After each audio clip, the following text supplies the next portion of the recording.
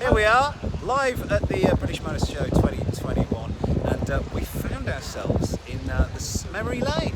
Strangely enough, come and take a look at some cars that we remember, probably me more so than Simon, growing up with. And of course, Simon's in front of one of our favourite, designed by an Italian design house, I believe. Ital Design designed the Allegro, and what an absolute piece of.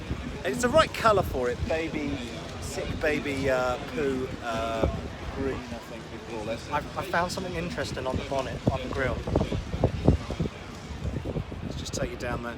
It's the National Trust. Now, if you are selling a car, my advice would be to put a National Trust sticker in it, or a Church of England sticker, and then they think you've driven like a vicar. Now, what I'm going to take you over to is a car that I remember in my youth, and my father had to swap an MGB GT for this beauty, the Austin Maxi 1800, also known as the Land Crab. An absolutely terrible, terrible, terrible car. It got us from A to B, and the thing was, the car, many years after he sold it, was still going strong, but he had to swap an MGB GT with my grandfather for this car because he had children. And I grew up poodling around in this thing, and it was, I believe, terrible on black ice, and it spun in a circle. You also had to put a couple of bags of cement in the back. This one's in amazing condition. I'm going to call it Baby Poo Champagne Brown. Yeah, with brown velour seats as well. It has got. I'm going to take you inside and check out some of these seats. Look at the horrific. Look at that. Only the 1970s could give us that sort of. I was just going to say, it's almost teddy bear, made the same stuff they used to make teddy bears out of it during the same era. Yeah.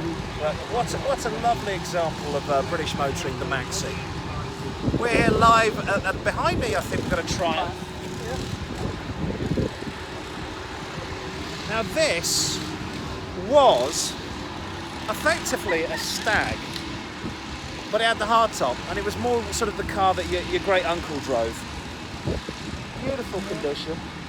The Triumph 2000. There's another one next to it. Really great cars from that era, but like cars from that era, they did break down a lot. And we're just sitting here thinking about all the hours of work that has to go into these little things. Get them in this almost concourse condition and keep them on the road.